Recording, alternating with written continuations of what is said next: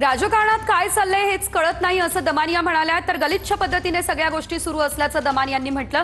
राजकारणात सर्वांना गुंड लागतात असंही दमानियांनी म्हटलंय।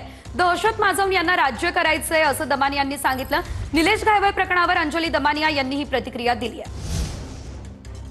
एकतर राजकारणात होतंय काय हेच कळत नाही।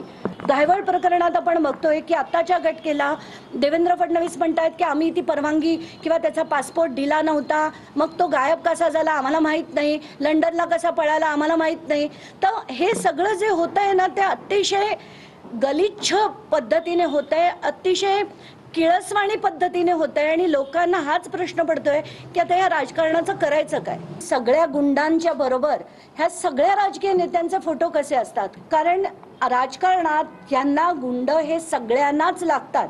खरंच एक चित्र बदलण्याची गरज आहे, पण तो कुठलाही राजकारणी करत नाही, कारण त्यांना दहशत निर्माण करून भीती निर्माण करून लोकशाहीत आपल्यावर राज्य करायचं आहे। आता घायवळ प्रकरणात आपण बघितलं, बंदुकीची परवानगी रद्द केलेली असताना त्यांना जी दिली गेली तर ती कोणामुळे दिली गेली, तर आपले गृहराज्य मंत्री जर ती परवानगी देतात, पण आता कसं आहे मग सारवासारव होते, मग ती परवानगी दिलीच नाही असं सांगितलं गेलं।